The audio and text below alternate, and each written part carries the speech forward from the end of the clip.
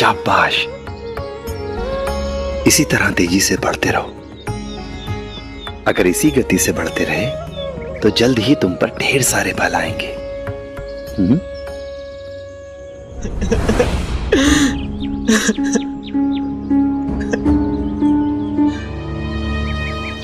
क्या हुआ? रो क्यों रहे हो? रो नहीं तो और क्या करूं? मेरे जिंदगी में मेरे साथ कुछ ना कुछ बुरा ही हो रहा है।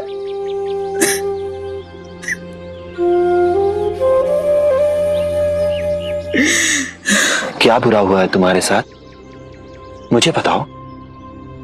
मैं जानता हूं आप साई हो, सबकी मदद करते हो, लेकिन आप मेरी मदद नहीं कर सकते। पर कोशिश तो कर सकता हूं ना। बताओ, क्या समस्या है तुम्हारी? साई, मेरा नाम प्रताप है। मैं पास वाले गांव में रहता हूं। कुछ महीने पहले मेरी आई बीमार पड़ी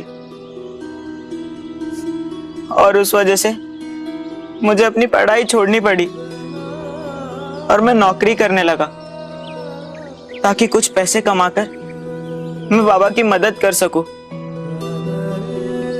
आई के इलाज के लिए मैं पर्याप्त पैसे जमा कर सकूं। मैं जिस साहूकार के पास काम के लिए गया था, उसने मेरी मजबूरी का फायदा उठाया। मुझे काम की आवश्यकता थी। साहूकार ने मुझे दिहाड़ी नौकरी तो दे दी, लेकिन मेरा मेहनताना बहुत कम तय किया। उसने कहा वो कुछ समय बाद मेरा मेहनताना बढ़ा देगा। मुझे काम की बहुत जरूरत थी, इसलिए मैंने वहां काम किया। बहुत समय बीत चुका है, लेकिन वो साहूकार मेरी दिहाड़ी मजदूरी नहीं बढ़ा रहा।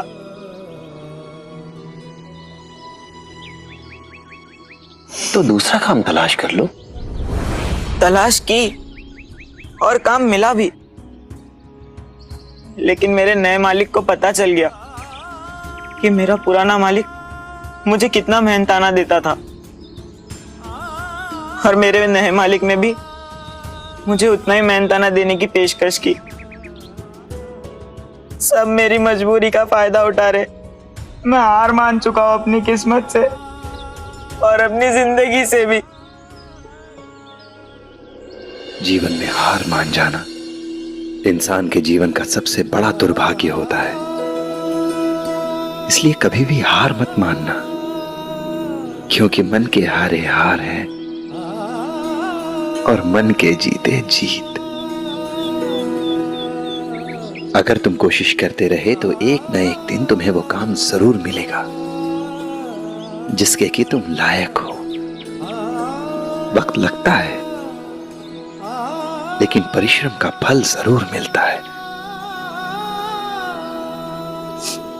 ये सच नहीं है साई।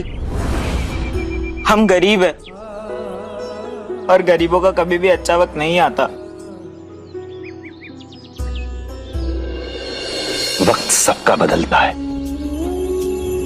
तुम्हारा भी जरूर बदलेगा। बस कड़ी मेहनत करते रहो। अमीर हमेशा से ही गरीबों का शोषण करते आए हैं।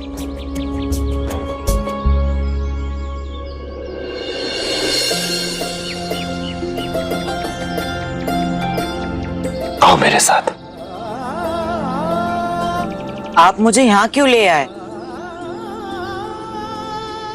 तुम्हें ये दिखा। यहाँ क्या है? ध्यान से देखो।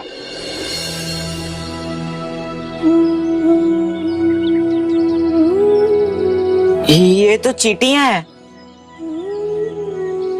हाँ, तुमने इन्हें पहले भी देखा होगा, लेकिन आज इन्हें ध्यान से देखो।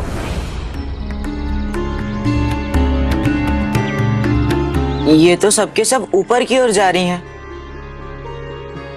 इसमें ध्यान से देखने वाली क्या बात है?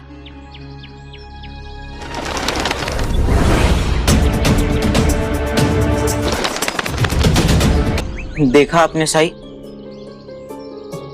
उस चींटी के साथ क्या हुआ? हमेशा से यही होता आया है। आज मेरी हालत उस चींटी जैसी है जो हमेशा शक्तिशाली लोगों का शिकार बनती है। तुम सही कह रहे हो। शायद तुम उस चींटी की ही तरह हो, पर यात्रा अभी समाप्त नहीं हुई है। भले ही आज पंछी चींटी को उठा ले गया हो, उसने चींटी को खा लिया हो, पर यह स्थिति हमेशा नहीं रहेगी। एक दिन जब पंछी के प्राण निकल जाएंगे तो सब कुछ बदल जाएगा। क्या बदल जाएगा साई? तब उस पक्षी के मृत शरीर को ये चींटियां ही खाएंगी, तब ये चक्र पूरा होगा। इसीलिए तुमसे कह रहा हूं कि जैसे तुम आज हो वैसे हमेशा नहीं रहोगे।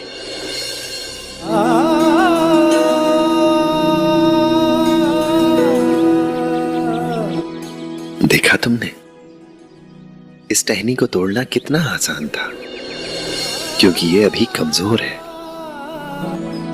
समय बीतने के साथ साथ ही बढ़ती जाएगी और एक दिन ये बड़ा पौधा बन जाएगी। तब इसे तोड़ना आसान नहीं होगा।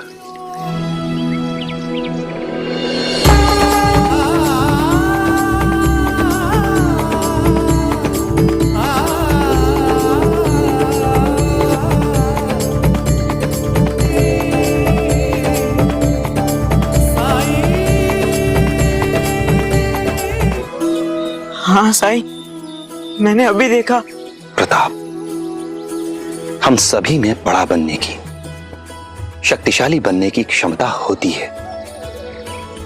किसी शाखा की छोटी सी टहनी भी अगर आग पकड़ ले तो पूरे जंगल को जलाकर राख बनाने का सामर्थ्य रखती है वो। इसलिए हमेशा कोशिश करते रहना, क्योंकि कोशिश से बढ़कर दूसरा कोई उपाय नहीं है।